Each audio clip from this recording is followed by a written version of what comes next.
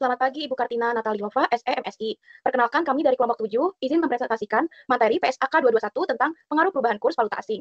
Kelompok kami terdiri dari saya, Aulia Rahma, 2023-794. Saya Jihan Nadila dengan NIM 2023-757. Saya Naila Atika Zahra dengan NIM 2023-767. Saya Lauren Zevanya dengan NIM 2023-768. Saya Laura Fernanda dengan NIM 2023-777. Yang pertama ada pendahuluan, tujuan. Yang pertama ada entitas dapat beraktivitas luar negeri melalui transaksi valuta asing atau memiliki kegiatan usaha luar negeri. Pernyataan ini bertujuan menjelaskan cara mencatat transaksi tersebut dalam laporan keuangan dan cara menjabarkan laporan keuangan ke mata uang penyajian. Yang kedua, ada permasalahan utama adalah kurs mana yang digunakan dan bagaimana melaporkan pengaruh dari perubahan kurs dalam laporan keuangan. Ruang lingkupnya, pernyataan ini diterapkan pada A. Akuntansi transaksi dan saldo dalam valuta asing, kecuali transaksi dan saldo derivatif yang termasuk dalam ruang lingkup PSAK 71, instrumen keuangan. B. Penjabaran hasil dan posisi keuangan dari kegiatan usaha luar negeri yang termasuk dalam laporan keuangan entitas dengan cara konsolidasi atau metode ekuitas. Dan C. Penjabaran hasil dan posisi keuangan suatu entitas ke dalam mata uang penyajian. Yang keempat, PSAK 71 mengatur instrumen keuangan, termasuk beberapa derivatif valuta asing. Namun, derivatif valuta asing yang melekat pada kontrak lain dan tidak termasuk dalam PSAK 71 diatur dalam pernyataan lain yang sesuai. Yang kelima, pernyataan ini tidak berlaku untuk akuntansi lindung nilai atas valuta asing, termasuk lindung nilai investasi neto dalam kegiatan usaha luar negeri. Namun, PSAK 71 diterapkan untuk akuntansi lindung nilai secara umum. Yang keenam, pernyataan ini diterapkan pada penyajian laporan keuangan entitas dalam valuta asing dan mengatur persyaratan untuk menyajikan laporan keuangan yang sesuai dengan standar akuntansi keuangan atau SAK. Yang ketujuh, pernyataan ini tidak berlaku untuk penyajian laporan arus kas terkait arus kas dari transaksi dalam valuta asing atau penjabaran arus kas dari kegiatan usaha luar negeri yang diatur dalam PSAK 2, laporan arus kas. Definisi yang ke-8, berikut adalah pengertian istilah yang digunakan dalam pernyataan ini. Ada investasi neto dalam kegiatan usaha luar negeri adalah jumlah kepentingan entitas pelapor dalam aset neto dari kegiatan usaha luar negeri tersebut. Lalu ada kegiatan usaha luar negeri, yaitu entitas yang merupakan entitas anak, entitas asosiasi, pengaturan bersama, atau cabang dari entitas pelapor yang aktivitasnya dilaksanakan di suatu negara atau mata uang selain negara atau mata uang entitas pelapor. Selanjutnya ada kelompok usaha, yaitu suatu entitas induk dan seluruh entitas anaknya. Selanjutnya ada kurs, adalah rasio pertukaran untuk dua mata uang. Lalu ada kurs penutup, adalah kurs spot pada akhir periode pelaporan. Kurs spot adalah kurs untuk realisasi segera. Selanjutnya ada mata uang fungsional, adalah mata uang pada lingkungan ekonomi utama di mana entitas beroperasi. Selanjutnya ada mata uang penyajian, yaitu mata uang yang digunakan dalam penyajian laporan keuangan. Lalu ada nilai wajar, adalah harga yang akan diterima untuk menjual suatu aset atau harga yang akan dibayar untuk mengalihkan suatu liabilitas dalam transaksi teratur antara pelaku dasar pada tanggal pengukuran. Lalu ada pos moneter, adalah unit mata uang yang dimiliki serta aset dan liabilitas yang akan diterima atau dibayarkan dalam jumlah unit mata uang yang tetap atau dapat ditentukan. Selanjutnya ada valuta asing, yaitu mata uang selain mata uang fungsional entitas. Lalu ada selisih kurs, adalah selisih yang dihasilkan dari penjabaran sejumlah tertentu satu mata uang ke dalam mata uang lain pada kurs yang berbeda. Nah, selanjutnya di sini ada mata uang fungsional yang ke-9, lingkungan ekonomi utama di mana entitas beroperasi adalah lingkungan entitas tersebut, utamanya menghasilkan dan mengeluarkan kas. Entitas mempertimbangkan faktor berikut dalam menentukan mata uang fungsionalnya. A. Yang pertama itu mata uang. Yang pertama, yang paling mempengaruhi harga jual barang dan jasa, mata uang ini seringkali menjadi mata uang yang harga jual barang dan jasa didenominasikan dan diselesaikan. Dan yang kedua, dari negara yang kekuatan persaingan dan peraturannya sebagian besar menentukan harga jual barang dan jasa entitas. Yang B, mata uang yang mempengaruhi biaya tenaga kerja, bahan baku, dan biaya lainnya, biasanya adalah mata uang yang digunakan untuk mendenominasikan dan menyelesaikan biaya-biaya tersebut. Yang ke-10, faktor-faktor berikut juga dapat memberikan bukti mengenai mata uang fungsional. Yang A, mata uang yang mana dari dana aktivitas pendanaan dihasilkan, yaitu penerbitan instrumen utang atau instrumen ekuitas. Yang B, mata uang yang mana penerimaan dari aktivitas operasi pada umumnya ditahan. Yang ke-11, faktor-faktor berikut ini dipertimbangkan dalam menentukan mata uang fungsional dari kegiatan usaha luar negeri, serta apakah mata uang fungsionalnya sama dengan mata uang entitas pelapor. A, apakah kegiatan usaha luar negeri merupakan perpanjangan entitas pelapor dan tidak otonom? B, apakah transaksi dengan entitas pelapor cukup tinggi atau rendah? C, apakah arus kas dari kegiatan luar negeri langsung mempengaruhi dan tersedia bagi entitas pelapor? D, apakah arus kas kegiatan luar negeri cukup untuk membayar kewajiban tanpa dukungan dana dari entitas pelapor? Yang ke-12, jika indikator mata uang fungsional tidak konsisten dan tidak jelas, manajemen harus menggunakan pertimbangan untuk menentukan mata uang yang paling mencerminkan pengaruh ekonomi dari aktivitas dan kondisi entitas. Selanjutnya ada penguraian definisi. Yang ke-13 itu mata uang fungsional entitas mencerminkan transaksi, peristiwa, dan kondisi yang mendasari yang relevan. Sejalan dengan hal tersebut, sekali ditentukan, mata uang fungsional tidak berubah, kecuali ada perubahan pada transaksi, peristiwa, dan kondisi yang mendasari tersebut. Yang ke-14, jika mata uang fungsional adalah mata uang dari ekonomi hiperinflasi, maka laporan keuangan entitas disajikan kembali sesuai dengan PSAK 63, yaitu pelaporan keuangan dalam ekonomi hiperinflasi. Selanjutnya ada investasi neto dalam kegiatan usaha luar negeri. Nomor 15 itu, pos moneter berupa piutang atau utang ke entitas luar negeri yang tidak direncanakan untuk diselesaikan, dianggap sebagai bagian dari investasi neto dalam kegiatan usaha luar negeri. 15A, entitas yang memiliki pos moneter yang merupakan tagihan dari atau utang kepada kegiatan usaha luar negeri seperti dideskripsikan di paragraf 15, dapat merupakan entitas anak manapun dari suatu kelompok usaha tertentu. Selanjutnya ada pos moneter. 16. Pos moneter adalah pos yang melibatkan hak atau kewajiban untuk menerima atau menyerahkan sejumlah unit mata uang yang tetap atau dapat ditentukan. Contohnya termasuk pensiun, imbalan kerja, provisi, liabilitas sewa, dan dividen kas. Kontrak yang melibatkan penerimaan atau penyerahan jumlah variabel dari instrumen ekuitas atau aset lain yang setara dengan mata uang tertentu juga termasuk pos moneter. Selanjutnya, di sini ada ringkasan pendekatan yang disyaratkan pernyataan ini. 17. Dalam menyiapkan laporan keuangan setiap entitas, baik entitas yang berdiri sendiri, entitas dengan kegiatan usaha luar negeri seperti entitas induk, ataupun kegiatan usaha luar negeri seperti entitas anak atau cabang, menentukan mata uang fungsionalnya sesuai dengan paragraf 914. Entitas ini menjabarkan pos valuta asing dalam mata uang fungsionalnya dan melaporkan pengaruh dari penjabaran tersebut sesuai dengan paragraf 2037 dan 50. 18. Beberapa entitas pelapor terdiri dari sejumlah entitas individual, contohnya kelompok usaha terdiri dari satu entitas induk dan satu atau lebih entitas anak. Berbagai jenis entitas terlepas dari entitas tersebut adalah anggota dari suatu kelompok usaha ataupun bukan, mungkin memiliki investasi dalam entitas asosiasi atau pengaturan bersama. Entitas mungkin dapat juga memiliki cabang. Pernyataan ini mensyaratkan agar hasil dan posisi keuangan dari setiap entitas individual yang tercakup dalam entitas pelapor dijabarkan ke dalam mata uang yang digunakan setiap entitas pelapor dalam menyajikan laporan keuangannya. Pernyataan ini mengizinkan mata uang atau beberapa mata uang, selain mata uang fungsionalnya sebagai mata uang penyajian entitas pelapor, hasil dan posisi keuangan dari setiap entitas individual yang tercakup dalam entitas pelapor. Jika mata uang fungsional berbeda dari mata uang penyajiannya, dijabarkan sesuai dengan paragraf 3850. Yang ke-19, pernyataan ini juga memperkenankan entitas berdiri sendiri yang menyiapkan laporan keuangannya atau entitas yang menyiapkan laporan keuangan tersendiri sebagai laporan dari laporan keuangan konsolidasian sesuai dengan PSAK 4 tentang laporan keuangan tersendiri. Untuk menyajikan laporan keuangannya dalam mata uang atau beberapa mata uang selain mata uang fungsionalnya, jika mata uang penyajian entitas berbeda dari mata uang fungsional, maka hasil dan posisi keuangannya juga dapat dijabarkan ke dalam mata uang penyajian sesuai dengan paragraf 3850. Oke, selanjutnya pelaporan transaksi valuta asing ke dalam mata uang fungsional. Nah, pembahasan pertama itu pengakuan awal, paragraf 20 sampai 22. Nah, transaksi valuta asing adalah transaksi yang didenominasikan atau memerlukan penyelesaian dalam valuta asing, termasuk transaksi yang timbul ketika entitas A membeli atau menjual barang atau jasa yang harganya didenominasikan dalam valuta asing, B meminjam atau meminjamkan dana ketika jumlah yang merupakan utang atau tagihan didenominasikan dalam valuta asing, atau C memperoleh atau melepas aset atau mengadakan atau menyelesaikan liabilitas yang didenominasikan dalam valuta asing. Nah, pada pengakuan awal, transaksi dicatat dalam mata uang fungsional dikonversi menggunakan kurs spot antara mata uang fungsional dan valuta asing pada tanggal transaksi. Untuk alasan praktis, kurs yang mendekati kurs aktual pada tanggal transaksi sering digunakan kurs rata-rata seperti harian, mingguan, atau bulanan. Nah, jika tidak ada fluktuasi kurs yang signifikan, tetapi jika kurs sangat fluktuatif, kurs rata-rata tidak boleh digunakan. Selanjutnya pembahasan yang kedua itu pelaporan pada akhir periode, paragraf 23 sampai 26.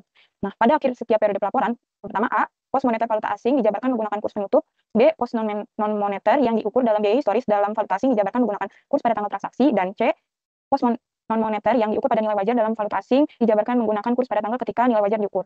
Jumlah tercatat dari suatu pos ditentukan sejalan dengan pernyataan lain yang relevan. Sebagai contoh, aset tetap pada PSAK 16 dapat diukur didasarkan pada perbandingan dua nilai, biaya versus nilai wajar. Maka kedua nilai tersebut dijabarkan pada kurs yang sesuai masing-masing tanggal. Jumlah tercatat beberapa pos ditentukan dengan membandingkan dua jumlah atau lebih dari pos tersebut. Jika aset adalah aset non-moneter dan diukur dalam valuta asing, maka jumlah tercatatnya ditentukan dengan membandingkan A, biaya perolehan atau jumlah tercatat, mana yang sesuai, dijabarkan dengan kurs pada tanggal ketika jumlah itu ditentukan, yaitu nilai pada tanggal transaksi untuk pos yang diukur dalam biaya historis, dan B, nilai realisasi neto atau jumlah terpulihkan, mana yang sesuai, dijabarkan dengan kurs pada tanggal ketika nilai itu ditentukan. Contohnya itu kurs penutup pada akhir periode pelaporan. Nah, pengaruh perbandingan ini mungkin merupakan rugi penurunan nilai yang diakui dalam mata uang fungsional, tetapi tidak akan diakui dalam valuta asing atau sebaliknya. Jika ada beberapa kurs tersedia, gunakan kurs yang mencerminkan kemungkinan penyelesaian transaksi pada tanggal pengukuran. Nah, bila tidak ada kurs tersedia, gunakan kurs pertama berikutnya ketika pertukaran bisa dilakukan. Selanjutnya pembahasan ketiga yaitu pengakuan selisih kurs paragraf 27 sampai 34.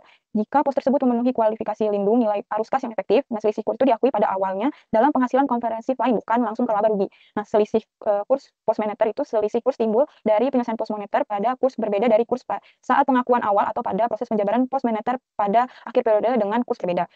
Selisih kurs diakui dalam laba rugi kecuali pos tersebut bagian dari investasi neto dalam kegiatan usaha luar negeri. Maka diakui dalam penghasilan komprehensif lain dan direklasifikasi ke laba rugi saat pelepasan investasi. Yang kedua, selisih kurs pos non-moneter. Jika keuntungan atau kerugiannya diakui di penghasilan komprehensif lain, selisih kursnya juga diakui di penghasilan komprehensif lain. Nah, jika di laba rugi, selisih kursnya itu juga masuk ke laba rugi. Yang ketiga ada selisih kurs investasi neto. Nah, jika pos moneter merupakan bagian dari investasi neto dalam kegiatan usaha luar negeri, dalam laporan keuangan tersendiri, selisih kurs itu diakui dalam laba rugi, lalu dalam laporan konsolidasian, selisih kurs itu diakui di penghasilan komprehensif lain, lalu direklasifikasi ke laba rugi saat investasi dilepas. Jika pos moneter dalam mata uang fungsional entitas pelapor, selisih kurs itu muncul di laporan kegiatan usaha luar negeri. Dalam mata uang fungsional kegiatan usaha luar negeri, selisih kurs itu muncul di laporan entitas pelapor. Nah, dalam mata uang selain keduanya, selisih kurs itu muncul di laporan kedua-duanya dan dikonsolidasikan ke penghasilan komprehensif lain. Jika pembukuan bukan dalam mata uang fungsional saat menyiapkan laporan keuangan, semua pos harus dijabarkan ke mata uang fungsional. Contohnya itu, pos moneter dijabarkan dengan kurs penutup, sedangkan pos non-moneter itu dengan kurs pada tanggal transaksi.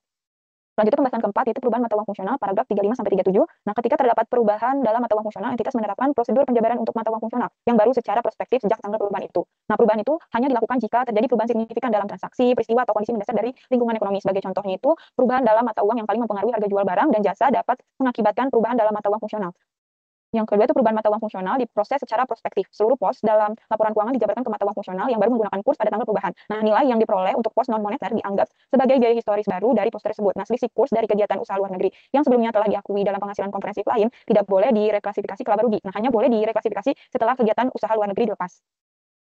Selanjutnya ada penggunaan mata uang pelaporan selain mata uang fungsional. Penjabaran dalam mata uang penyajian. Jika laporan keuangan disajikan dalam mata uang berbeda dari mata uang fungsional seperti USD atau Euro, maka yang pertama aset dan liabilities dijabarkan dengan kurs akhir periode. Dan kedua, pendapatan dan beban dijabarkan dengan kurs transaksi atau rata-rata jika stabil. Yang ketiga, selisih kurs masuk ke penghasilan komprehensif lain, bukan laba rugi. Untuk entitas di negara hiperinflasi, semua angka dijabarkan dengan kurs akhir setelah disesuaikan dulu sesuai PSAK 63. Selanjutnya ada pelepasan kegiatan usaha luar negeri atau KULN. Penjabaran keuangan KULN dilakukan agar bisa digabungkan ke laporan keuangan induk, baik lewat konsolidasi maupun metode ekuitas. Ada dua hal, proses konsolidasi mengikuti prosedur normal, tapi selisih kurs dari aset atau liabilities antar entitas tetap diakui karena mencerminkan risiko fluktuasi mata uang. Yang kedua, selisih kurs bisa masuk ke laba rugi atau penghasilan komprehensif lainnya tergantung asalnya. Jika tanggal laporan KULN berbeda dengan entitas induk, boleh beda maksimal 3 bulan, asalkan disesuaikan untuk kejadian penting. Goodwill dan penyesuaian nilai wajar dari akuisisi KULN dianggap bagian dari KULN sehingga dijabarkan dengan kurs penutup dan pakai mata uang fungsional KULN. Selanjutnya, yang ketiga ada pelepasan kegiatan usaha luar negeri atau KULN. Jika usaha luar negeri dilepas, maka selisih kurs yang sebelumnya dicatat di penghasilan komprehensif lain akan dipindahkan ke laba rugi. Jika yang dilepas hanya sebagian, maka hanya bagian proporsional dari selisih kurs yang direklasifikasikan ke laba rugi. Pelepasan sebagian dianggap sebagai pelepasan jika ada dua hal, terjadi kehilangan pengendalian atas anak usaha luar negeri atau kepemilikan berubah menjadi aset keuangan. Selisih kurs yang menjadi hak kepentingan non-pengendali tidak masuk ke laba rugi, tetapi dihentikan pengakuannya. Jika tidak ada pelepasan, hanya rugi usaha atau penurunan nilai, maka selisih kurs tetap diekuitas dan tidak direfleksikan ke laba rugi. Selanjutnya, pengaruh pajak dari seluruh selisih kurs. Keuntungan atau kerugian transaksi valuta asing dan selisih kurs yang timbul dalam penjabaran hasil dan posisi keuangan entitas, termasuk kegiatan usaha luar negeri, ke dalam mata uang yang berbeda mungkin memiliki pengaruh pajak. PSAK 46, pajak penghasilan diterapkan atas pengaruh pajak tersebut. Pengungkapan 51 dalam paragraf 53 dan 55-57 dalam kasus satu kelompok usaha, acuan mata uang fungsional berlaku pada mata uang fungsional dari entitas induk. 52 entitas pengungkapan. Yang pertama yang A, jumlah selisih kurs yang diakui dalam laba rugi kecuali untuk selisih kurs yang timbul pada instrumen keuangan yang diukur pada nilai wajar melalui laba rugi sesuai dengan PSAK 71 instrumen keuangan, dan B, selisih kurs neto yang diakui dalam penghasilan komprehensif lain dan diakumulasikan dalam komponen ekuitas yang terpisah, serta rekonsiliasi selisih kurs tersebut pada awal dan akhir periode. 53, jika mata uang penyajian berbeda dari mata uang fungsional, maka fakta tersebut dinyatakan bersama dengan pengungkapan tentang mata uang fungsional dan alasan untuk menggunakan mata uang penyajian yang berbeda. 54, jika terdapat perubahan dalam mata uang fungsional entitas pelapor maupun kegiatan usaha luar negeri yang signifikan, maka fakta dan alasan perubahan dalam mata uang fungsional tersebut diungkapkan. 55, jika entitas penyajian laporan keuangan dalam mata uang yang berbeda dari mata uang fungsionalnya, maka entitas mendeskripsikan bahwa laporan keuangan telah patuh pada SAK hanya jika entitas mematuhi seluruh persyaratan SAK yang berlaku, termasuk metode penjabaran sebagaimana dijelaskan di paragraf 39 dan 42. 56, beberapa entitas menyajikan laporan keuangan dalam mata uang selain mata uang fungsional tanpa mengikuti ketentuan yang berlaku. Misalnya, hanya mengonversi sebagian pos atau menggunakan kurs penutup untuk seluruh pos. Praktik ini tidak sesuai dengan SAK. 57, jika entitas menyajikan laporan keuangan atau informasi keuangan lain dalam mata uang yang berbeda, baik mata uang fungsional maupun mata uang penyajian dan persyaratan dari paragraf 55 tidak terpenuhi, maka entitas A, mengidentifikasi secara jelas informasi tersebut sebagai informasi tambahan untuk membedakan dengan informasi yang patuh pada SAK. B, mengungkapkan mata uang yang digunakan dalam informasi tambahan tersebut, dan C, mengungkapkan mata uang fungsional, entitas dan metode penjabaran yang digunakan untuk menentukan informasi tambahan tersebut. Tanggal efektif dan ketentuan transisi. 58, entitas menerapkan pernyataan ini untuk periode tahun buku yang dimulai pada atau setelah tanggal 1 Januari 2012. Penerapan dini diperkenankan. Jika entitas menerapkan pernyataan ini untuk periode tahun buku yang dimulai sebelum tanggal 1 Januari 2012, maka fakta tersebut diungkapkan. 58 yang A itu dikosongkan. 59, entitas menerapkan paragraf 47 secara prospektif untuk akuisisi setelah penerapan awal. Pernyataan ini retrospektif diperbolehkan untuk akuisisi sebelumnya. Untuk akuisisi kegiatan usaha luar negeri sebelum penerapan tetapi diperlakukan prospektif. Tidak perlu menyajikan kembali laporan tahun sebelumnya. Goodwill dan penyesuaian nilai wajar dapat diperlakukan sebagai aset dan liabilitas entitas bukan dari kegiatan usaha luar negeri. Dan penyesuaian nilai wajar tersebut sudah dinyatakan dalam mata uang fungsional atau merupakan kurs non-moneter dalam valuasi entitas yang dilaporkan menggunakan kurs pada tanggal akuisisi. 60, seluruh perubahan lain yang dihasilkan dari penerapan pernyataan ini diperlakukan secara retrospektif. 60A sampai 60B dikosongkan, 60C dikosongkan, 60D dikosongkan, 60E dikosongkan, 60F sampai 60H dikosongkan. 61 PSAK 71 instrumen keuangan mengamandemen paragraf 03, 04, 05, 27 dan 52 serta menghapus paragraf 60C, 60E, 601 entitas harus menerapkan amandemen tersebut ketika menerapkan PSAK 71.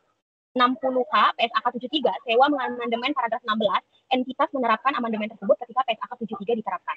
60A entitas yang sebelum penerapan pernyataan ini pernah melakukan kapitalisasi selisih kurs akibat devaluasi atau depresi luar biasa sesuai dengan PSAK 10. Transaksi dalam mata uang asing paragraf 20, maka pada saat penerapan pertama kali pernyataan ini tidak mengukur dan menyajikan saldo terkait secara retrospektif. 60B, entitas menerapkan penyesuaian paragraf 03B, 08, 11, 18, 33, 39, 44, 46, 48A secara retrospektif dan definisi nilai wajar dalam paragraf 08 dan 23 secara prospektif untuk periode tahun buku yang dimulai pada atau setelah tanggal 1 Januari 2015.